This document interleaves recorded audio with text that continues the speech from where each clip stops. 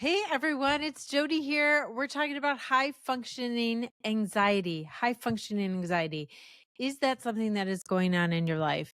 And maybe you don't know what it means, or maybe you never heard of it. It's a term. It's not an actual diagnosis. It's not like some disease that some people have. It's just a way of describing a certain kind of anxiety that some people have. And it's not this, if you have this kind of anxiety, this is the only kind of anxiety you have. You might have different kinds of anxiety, but it's usually this term, high functioning anxiety, is usually used to describe someone who is functioning in their daily life.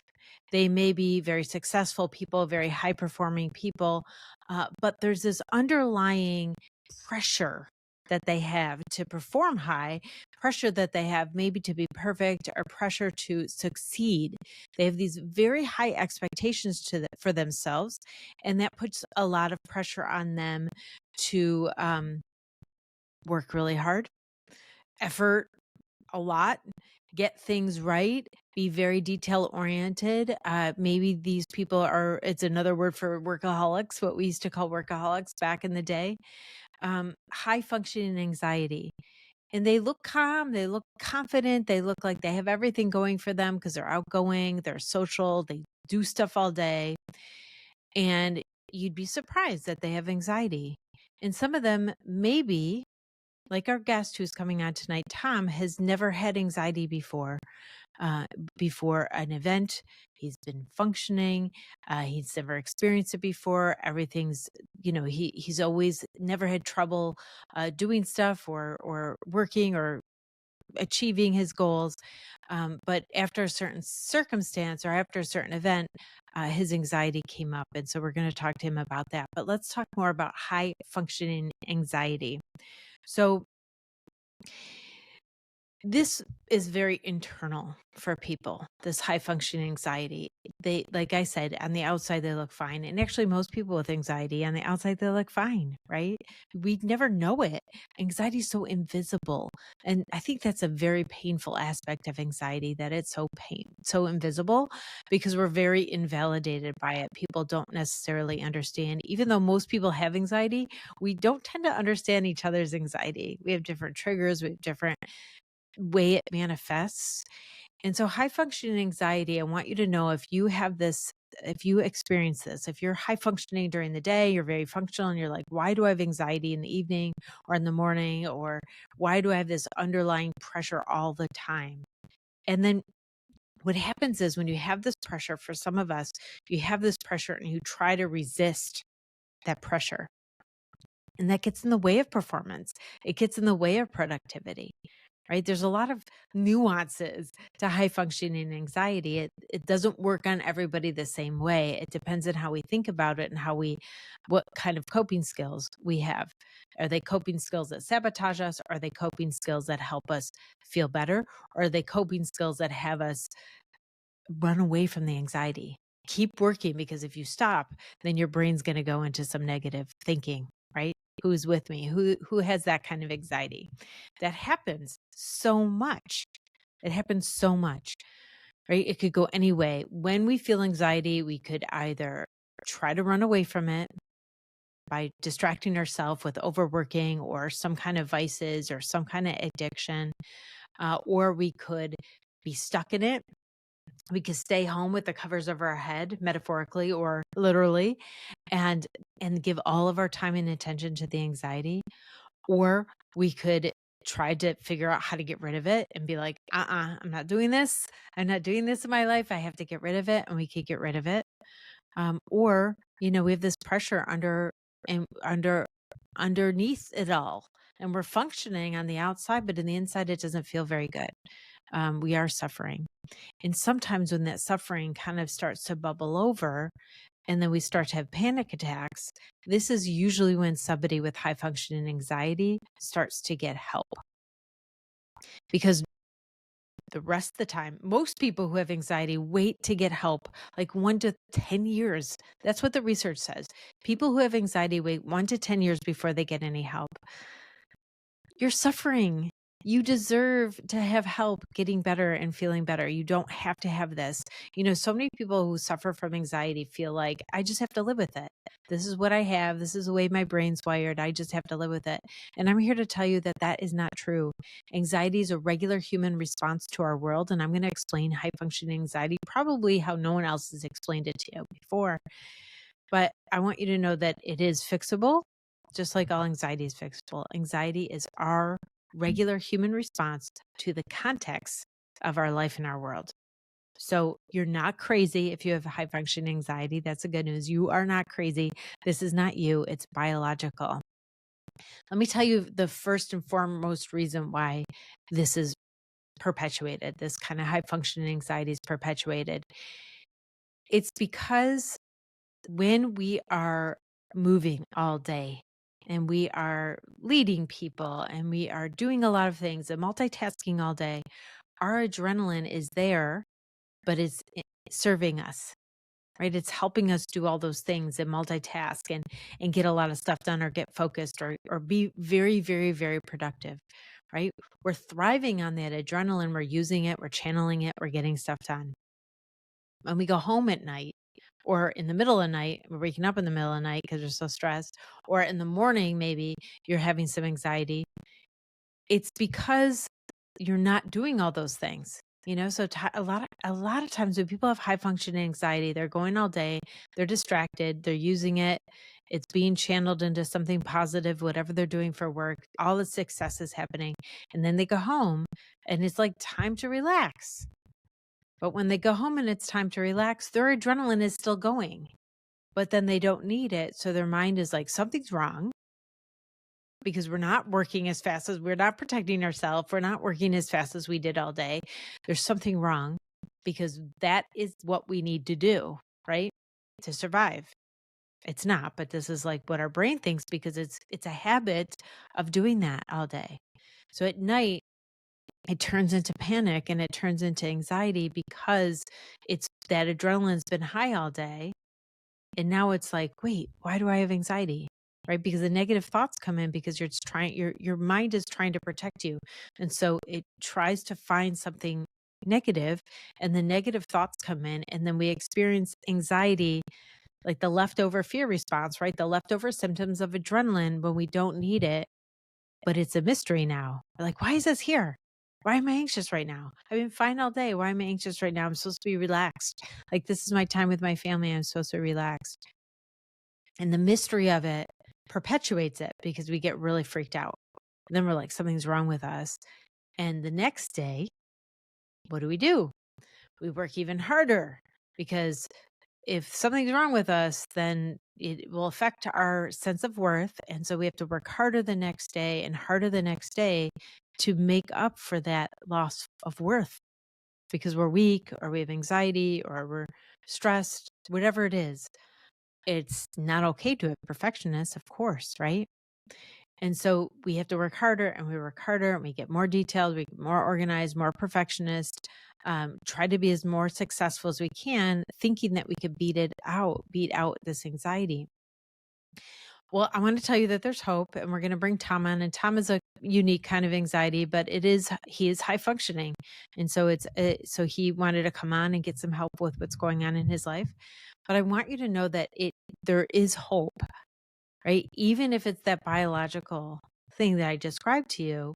And that happens for a lot of us, right? We're going, we use it all day. And then when we're trying to rest, our mind goes like this.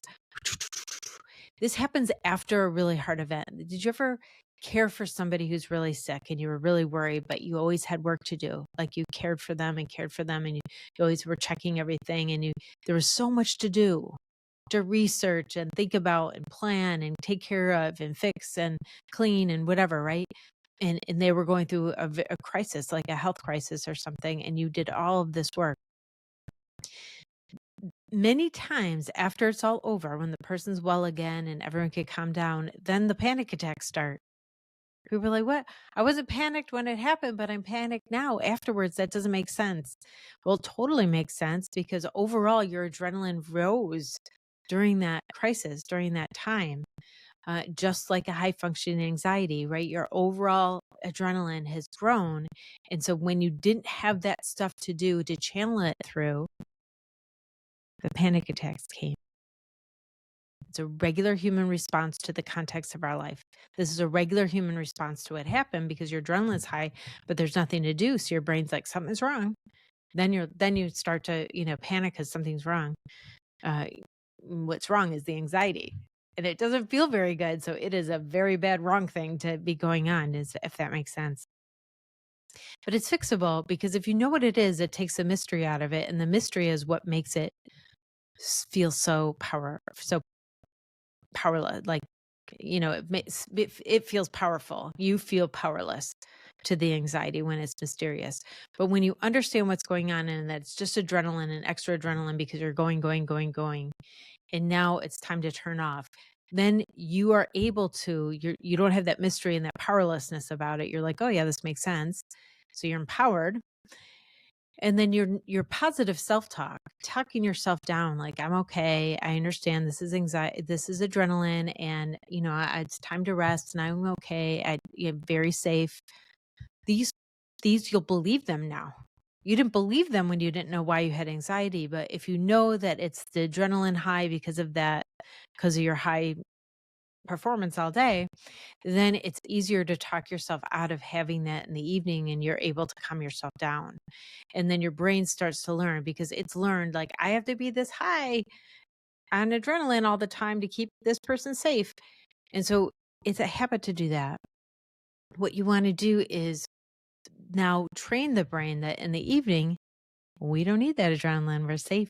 We could relax with our partners and we could relax with our kids and we could relax with a good book or a good show on TV. So, so there you have it. And I want you to keep in mind the context. So let's bring Thom on. It's going to take a second for him to get in here. I'm going to bring Thom on. And I think we could do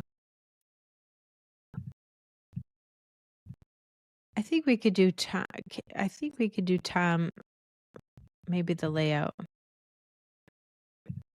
Okay. Nope. Hello. Oh, Hello. I am just trying to get you. I'm trying to get you smaller on there so we're not half the screen. But hi, Thom. Welcome to the show. hi, thank you very much. Much appreciated. Thank you. Well, is it okay to start by just telling us what's going on? Yeah, I can do that. As stated previously, a little bit by you even. I actually normally do not feel anxiety. Never have. Although I should say irrational anxiety. Uh, Anxiety, when you're trying to go ahead and pass teaching exams or something like that, I've had a little bit of that. Okay. But honestly, even then, it's rare. Uh, in Now, to state some of the setting conditions, I also I teach emotionally damaged children, so I'm used to high tension events all the time. However, in the spring this year, we had an electrical fire in my room that ended up destroying a part of the school that was where I teach. Since then, I've been feeling, anxious, like things won't shut off. Mhm. How should I say it? I've always had trouble sleeping, so that doesn't fit in there. Uh, but yeah, an underlying tension and occasionally flares up. Uh, Okay. Fear of losing work, even though there's no real rational reason to believe that. Like them letting you go or closing the school or Yeah, more like letting me go. It didn't destroy enough of the school for it okay. to close the whole school right now. So tell us a little bit more about the fire and you mean emotionally challenged kids? No, emotionally damaged children. So, I'm sorry. I think that maybe some people might have maybe just because, yeah. I mean, that's like a label, a hard label on somebody. sure, So it yeah, makes me a bit uncomfortable. I know I think I know what you mean, but sure, they have had but it's traumatized. is Yeah, too they're overloaded. they're children who've experienced trauma and have the effects of trauma. But when Correct. we call a kid damaged, it's like there's a no limit to that. There's a limit to that, right? Yeah, It's like I they can't I get agree. better. Yeah. And did this staff at school use that term? No, no, it's Oh, I okay. was just trying to find a way to go ahead and Oh, okay. describe All right. Well, the let's call them challenged. okay. Because when they're challenged, they could, there's still hope that people could get better, right? Sure. You And many know? do. That's the reason why we work with them. Yes. Okay, good. Okay, so tell me about the fire. Like how was it in your classroom, in the school? Like It was tell me in your experience with it. in my classroom directly behind my desk. Oh my. Yeah. Uh, we got a call at I think it was 3:30 in the morning, something like that, from the superintendent, asking whether everything was all right and explaining what had happened. Uh, uh, yeah, and then I spent the next probably 12 hours going into the school and trying to help firefighters and fire investigators and so on and so forth. Okay, so you weren't there when the fire was out by the time you got there. Yeah, correct. Okay. And how did tell me your first reactions then. So you went in the next day, you were kind of helping them try to figure out what happened, how Yeah. did it start and that kind of stuff. So they determined it was electrical. At first, did you feel like it was you, or like what was your emotions going Uh, in the beginning there? well, I was in shock. Of course, I, like every other person, I had things plugged in, a pencil sharpener, that type of stuff. Uh, and so I didn't know at the time that it was an electrical fire, but I kept thinking maybe I left something on or anything like that. But in the meantime, while I was working with them, I was on autopilot. There was no, there really wasn't any emotions at the time. I would say probably not for another 2 or 3 days. Yeah. Okay. So that would make sense, right? In that context, to kind of just be in shock. Hmm. Sometimes when we have so much adrenaline, it floods and it's hard for us to like think. So that happens. People don't know that that is a symptom of high adrenaline also, like when you're kind of a little bit, what do you call it? Like frozen or Frozen, phased out. yeah, yeah, yeah. Yeah, good way to describe it. Because it was in your classroom, you were like the other staff weren't doing the same thing as you. You were trying to help them figure that out and was mostly focused Correct. on you? Uh, Yeah. correct. Yeah, and honestly, my room was separated from the rest of the building, so that helped a lot. But still, it was Okay. a room, right? Yeah, okay. So those first couple days you thought might have been you. Sure. Were you thinking you weren't thinking too much, but maybe part of you went through your mind like, what if this happened during the day, or what if what if this was Correct. worse? Those kind of things. Yeah, And I would say more than a couple of days in terms of worrying about whether it was me. Probably a couple of weeks, maybe. oh, before they determined it. Oh yeah. Well, even after they determined it, there's always that part of the back of your brain that says, "So, Mm. if it was Where are you at with that now, Tom? me." Off and on, still feeling the same. Okay. So you're still second guessing, or your mind's still questioning. Yep. Especially when it comes to electrical stuff. Okay. What's it like at home, like every time? I mean, because we plug stuff in all day and we turn stuff on that are plugged in. Like, how are you responding to, regular everyday plugging stuff in and turning stuff on? I worry about extension cords and making sure things are unplugged. Uh, I make sure the wife's curling iron is unplugged every day, so on and so forth. And So that wasn't you before. You weren't like a no, checker. no, I pretty much let things assume that everything was fine until it wasn't. Yeah. Okay. So yeah. So one of the things, and you would you call that like irrational? You used this word before, irrational. But Yeah, would you call that irrational, checking the curling iron, or would you call it well, hyper like you learned a rational. lesson and you Yeah, are it, careful? that's kind of yeah. Learned a lesson. I'm being careful. I think the irrational part is overdue. So I recognize that I'm doing that at the time that I'm doing it. Okay. Give me an example of when you've been overdoing checking those things. Oh, we have right next to me here. There's a small extension cord thing, making sure that everything that isn't presently being used is unplugged. On that, I do that pretty much every day when I get home. So you feel like that's over checking. Yeah, I would think so. Okay. Tell me the other ways that anxiety is manifesting. You know that this new anxiety you say sometimes it goes over. What is it? What else does it look like for you? Well, when dealing with students, I worry about making sure that I'm doing enough, not thinking that I am. The my success level in terms of lessons is probably, I don't know, 40%, but the type of kids that I work with has a lot to do with that. It's always been about that. Okay, But so it I didn't worry, change. yeah, but I worry a lot more about making sure I get it done.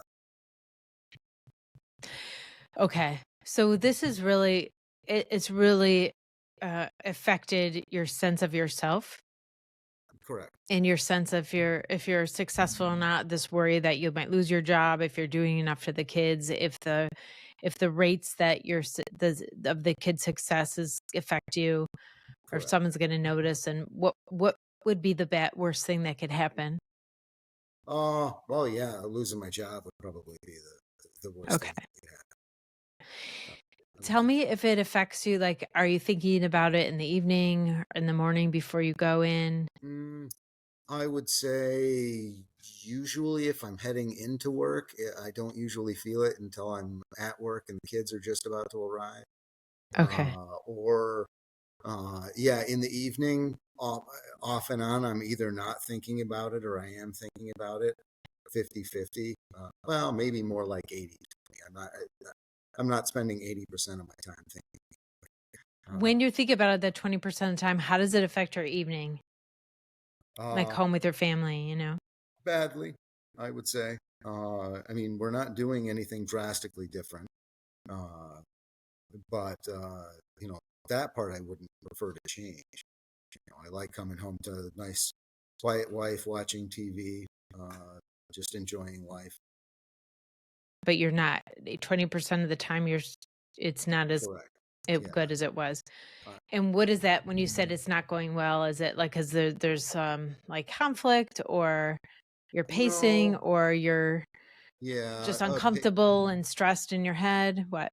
Correct. Uncomfortable, mentally pacing, off center, worrying about things where I shouldn't need to worry about anything till the next morning. Uh, You watched the beginning of this episode when I was introducing high functioning anxiety and I talking did. about if you were if you knew what it was. Does any of that resonate with you? Oh yeah, it did actually, especially the adrenaline not turning off part. Yeah. I was wondering if that would be actually helpful at home because um I mean, you're if you knew this overthinking about, the stress of the day or the job and that kind of stuff. If you knew that was adrenaline causing it and not your inadequacy causing it, which is what like your mind's telling you, Right. right? Exactly. If you knew that it was adrenaline causing it because you're still recovering from this event, and it wasn't like, it's interesting because you're like, well, it wasn't really a trauma, I wasn't there.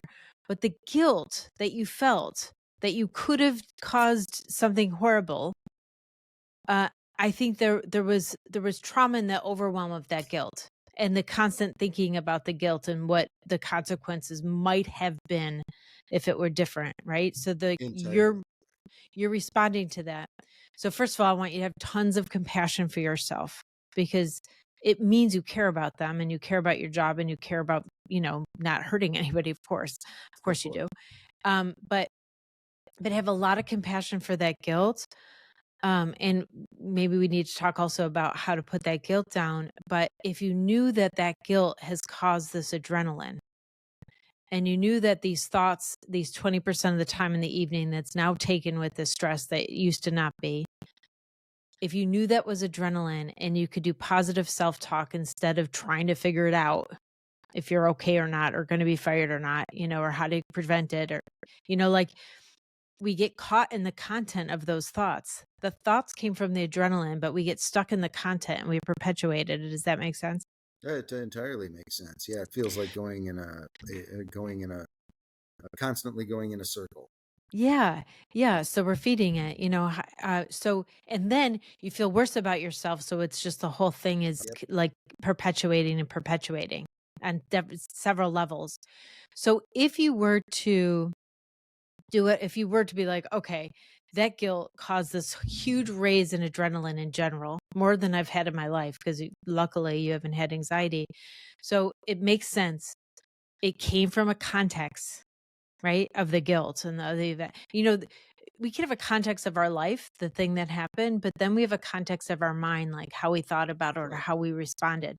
And the context of what happened and the guilt that you felt afterwards created this high adrenaline because it stressed your body out and stressed your mind out. It's like, oh my gosh, I can't survive in a community if I, blow up Make the stupid classroom. mistakes like that. Yeah, so, like, the guilt was so intense. So now we know why the adrenaline came. It's biological. We understand it from the context. And you could talk yourself out of that 20% and probably heal and get that anxiety down in the evening. And maybe overall it will spill into the daytime too. If you were at school and the kids are about to come in and you're like, oh yeah, that's adrenaline. Now, because it's happened every time right before the students came in, your brain remembers that as a trigger. Right. So it's like, oh, this is when we get stressed. So it's created that as a habit to when you're waiting for the kids to come in, your amygdala, which signals the release of the adrenaline, is like, now's the time to help Tom, and it releases your adrenaline. And so I want you to, again, at that time, be like, oh, thanks, amygdala. If I needed you right now, that would be great, but I don't need you right now. Yeah. It's like Instead a of trying to typical talk fight or yourself out flight. of all the thoughts, we want to stop them. We don't want to get into them in the first place. You know what I mean? They're just nonsense thoughts. Like, you're not good enough. You're going to get fired. We know you're not going to get fired. We know that you're performing how you've always performed. Co- Um, Correct. Yeah. you've been there a long time. They love you there. I mean, you're not going anywhere. And so if you could, so what would decrease this anxiety you're talking about would be wait before the kids came in and be like, I know, amygdala, you're going to trigger right now. Thank you so much. If I needed you, that would be great, but I don't need you. I'm totally safe. I don't need the adrenaline right now. And then the thoughts will come less because you're not as upset. But they'll still come because it's a habit. They'll still try to come and be like, what if you have a bad day? I don't know what they're going to say. But you wanna not get caught in the content. You wanna be like, "Oh, that's the self-doubt thought." Generically name the thought without going into the content of maybe you'll get fired today, or maybe a kid will get upset today or something like that, you know what I mean? I do. Okay, so I do want you to try that. I wish we could, like, do a magic wand and see how it worked out, but maybe we'll have to have you come back in a couple weeks and tell us if it's getting better. I feel I like would love that'll to. really get stuff better for you. What do you think? Of course. Sure. Love to. Yeah, do you feel good about this Yeah. plan? So far, I mean, I have a general understanding. It's Great. talking to myself isn't something I usually do either. So I'll have to pick up the habit. Yeah. Well, you probably are arguing against these negative thoughts. So instead of arguing the negative thoughts, because that perpetuates them, you want to not engage in them. Yeah. Uh, Observe, don't absorb, right? Yes. You're a meditator. You're a longtime meditator, aren't you? Yes, I am actually. Yeah. So you get it. Yes. So you're observing. So it's self-talk, but it's like an observing self-talk. Thanks, amygdala. I see what you're doing. I don't need you, but thanks anyway. Like, you're not like, I'm okay. I'm going to be okay. I'm not going to get fired. You're not like doing that kind of self-talk, Right. because that's like kind of arguing against the anxiety, which is really just feeding it in a lot of ways. So it's definitely more like a mindfulness. kind of self-talk when it's more an observation. So I'm glad that you noticed that. Yay. Okay. So, yeah, well, good luck.